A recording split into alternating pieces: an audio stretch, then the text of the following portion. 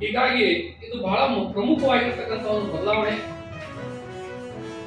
ಬ್ಯಾಂಕನ್ನು ನಾವು ಜಗತ್ತಿನ ಕಡೆಗೆ ತೆರೆದಿಟ್ಟುಕೊಳ್ತಕ್ಕಂಥದ್ದು ಇದಕ್ಕೆ ನಾವು ಹೇಳ್ತಕ್ಕಂಥದ್ದು. ಹೀಗಾಗಿ ನಾವು ಅದಕ್ಕೊಂದು ಘೋಷ ವಾಕ್ಯವನ್ನು ಕೂಡ ಮಾಡಿದ್ದೇವೆ. ಗ್ರಾಮದಿಂದ ಗ್ಲೋಬಲ್ ವರೆಗೆ ಲಕ್ಷ್ಮೀ ಬ್ಯಾಂಕ್ ಅಂತಕ್ಕಂಥದ್ದು. ಗ್ರಾಮದಿಂದ ಪ್ರಾರಂಭ ಆಗಿರ್ತಕ್ಕಂಥ ಒಂದು ಬ್ಯಾಂಕು ಇವತ್ತು ಗ್ಲೋಬಲ್ ಕಡೆಗೆ, ಇಡೀ ವಿಶ್ವದ ಕಡೆಗೆ ನಾವು ತೆರೆದುಕೊಳ್ತಾ ಇದ್ದೀವಿ ಅಂತಕ್ಕಂಥ ಒಂದು ಸೂಚನೆಯನ್ನು ಕೊಡ್ತಕ್ಕಂಥದ್ದು ನಮ್ಮ ಪಂಚಿಂಗ್ ಲೈನ್. ಹೀಗಾಗಿ ಆ ಒಂದು ಘೋಷವಾಕ್ಯದಿಂದ ಇವೆಲ್ಲ ಕಾರ್ಯಗಳನ್ನ ಕೈಗೊಳ್ಳಬೇಕು, ಜನತೆಗೆ ಪರಿಚಯಿಸಬೇಕು. ಹೊಸ ತಲೆಮಾರಿನ ಜನ ಇದನ್ನ ಅಳವಡಿಸಿಕೊಳ್ತಕ್ಕಂಥ ತವಕದಲ್ಲಿ ಇರ್ತಕ್ಕಂಥವ್ರಿಗೆ ನಮ್ಮ ಬ್ಯಾಂಕಿನ ಸಂಪರ್ಕಕ್ಕೆ ಅವರೆಲ್ಲರೂ ಕೂಡ ತರಬೇಕು, ನಮ್ಮ ಸೇವೆಯನ್ನು ಅವರಿಗೆ ನಾವು ಒದಗಿಸಬೇಕು ಅಂತಕ್ಕಂಥ ಇಚ್ಛೆಯಿಂದ ಇದೆಲ್ಲವನ್ನು ಕೂಡ ನಾವು ಪ್ರಾರಂಭ ಮಾಡ್ತಾ ಇದ್ದೀವಿ. ಹೀಗಾಗಿ ಈ ಒಂದು ಬೆಳವಣಿಗೆ ಬಹಳ ಮಹತ್ವದ ಬೆಳವಣಿಗೆ. ಈ ಬೆಳವಣಿಗೆಗೆ ಎಷ್ಟು ಅದಕ್ಕೆ ಎಷ್ಟು ಒಂದು ಒಳ್ಳೆಯದನ್ನು ತಿಳಿದು ಕೂಡ ತಪ್ಪಿಲ್ಲ, ಅಷ್ಟು ಒಳ್ಳೆಯ ಒಂದು ಬೆಳವಣಿಗೆ ಇದಾಗಿದೆ. ಕಾರಣ ಇಷ್ಟ, ಇವತ್ತಿನ ಜಾಯಮಾನದ ಯುವಕರು ತಾವು ಕೂತಲ್ಲೇ ತಮ್ಮ ಮೊಬೈಲ್ನಿಂದ ಇಡೀ ವಿಶ್ವದಲ್ಲಿ ಬರ್ತಕ್ಕಂಥ ಎಲ್ಲೇ ಸಂಪರ್ಕಕ್ಕೆ ಬರಲಿ ಅಲ್ಲಿ ವ್ಯವಹಾರವನ್ನು ಫೋನಿನ ಮೂಲಕ ಮಾಡಬೇಕು ಅಥವಾ ಕಂಪ್ಯೂಟರ್ ಮೂಲಕ ಮಾಡಬೇಕು, ಟ್ಯಾಬ್ಗಳ ಮೂಲಕ ಮಾಡಬೇಕು ಅಂತಕ್ಕಂಥ ಇಚ್ಛೆಗೆ ಇರ್ತಕ್ಕಂಥದ್ದು. ಇಂಥ ವ್ಯವಸ್ಥೆ ಇವತ್ತಿನ ದಿವಸ ಇರೋದ್ರಿಂದ ಆ ವ್ಯವಸ್ಥೆಯನ್ನು ನಾವು ಅನುಕೂಲ ಮಾಡಿಕೊಡೋದ್ರಿಂದ ಆ ಜನಾಂಗ ನಮ್ಮ ಬ್ಯಾಂಕಿನ ಜೊತೆ ಒಳ್ಳೆಯ ಸಂಬಂಧವನ್ನು ಇಟ್ಕೊಳ್ಳಿಕ್ಕೆ ಇದೊಂದು ಒಳ್ಳೆಯ ಅವಕಾಶ ಅಂತಕ್ಕಂಥದ್ದು ಕೂಡ ಇದರಲ್ಲಿ ನಾವು ಮನೆಗೆ ತೆಗೆದುಕೊಂಡಿದ್ದೇವೆ.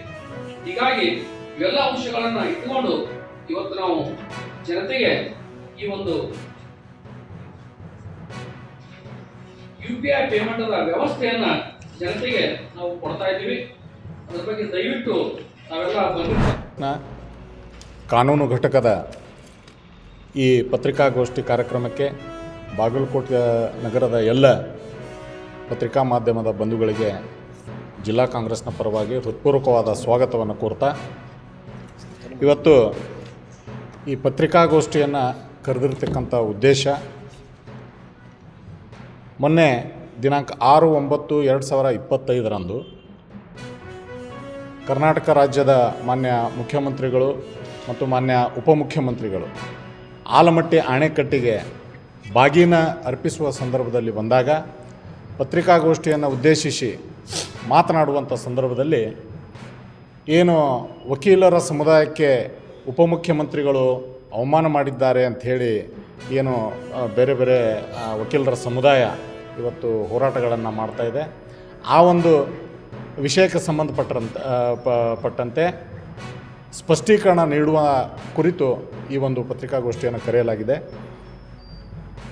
ತಮಗೆಲ್ಲ ಗೊತ್ತಿರುವಂತೆ ಆಲಮಟ್ಟಿ ಜಲಾಶಯದ ಹಿನ್ನೀರಿನಲ್ಲಿ ಮುಳುಗಡೆ ಆಗ್ತಕ್ಕಂಥ ರೈತರ ಭೂಸ್ವಾಧೀನ ಸಂಬಂಧಪಟ್ಟಂತೆ ಮಾತನಾಡುವಾಗ ಮಾನ್ಯ ಮುಖ್ಯಮಂತ್ರಿಗಳು, ಯಾಕಂತ ಹೇಳಿದರೆ ಭಾಳಷ್ಟು ಜಮೀನನ್ನು ಈಗ ತುರಂತವಾಗಿ ಅದನ್ನು ತ್ವರಿತಗತಿಯಲ್ಲಿ ಅದನ್ನು ಸ್ವಾಧೀನಪಡಿಸಿಕೊಂಡು ಯೋಜನೆಯನ್ನು ಪೂರ್ಣಗೊಳಿಸುವಂಥ ಒಂದು ನಿಟ್ಟಿನಲ್ಲಿ ಈ ಬೇರೆ ಬೇರೆ ನ್ಯಾಯಾಲಯಗಳಲ್ಲಿ ಏನು ಈ ಜಮೀನಿನ ಬೆಲೆಗೆ ಸಂಬಂಧಪಟ್ಟಿರ್ತಕ್ಕಂತೆ ತೀರ್ಪುಗಳು ಬಂದಿದೆ, ಅವೆಲ್ಲವನ್ನು ಸೇರಿಸಿ ನಾವು ಈಗ ಮುಂದುವರೆದ್ರೆ ಈ ಯೋಜನೆಗೆ ಹಿನ್ನಡೆ ಆಗಬಾರ್ದು. ಈಗಾಗಲೇ ಭಾಳಷ್ಟು ವಿಳಂಬ ಆಗಿದೆ. ಈ ಯೋಜನೆ ತ್ವರಿತಗತಿಯಲ್ಲಿ ಮುಗಿಬೇಕಾದ್ರೆ ಈ ಯೋಜನೆಗೆ ಸಂಬಂಧಪಟ್ಟಿರ್ತಕ್ಕಂಥ ಭೂಮಿಯನ್ನು ತ್ವರಿತಗತಿಯಲ್ಲಿ ಸ್ವಾಧೀನಪಡಿಸಿಕೊಂಡು ನಾವು ಕಾರ್ಯಪ್ರವೃತ್ತರಾಗಬೇಕು. ಆ ನಿಟ್ಟಿನಲ್ಲಿ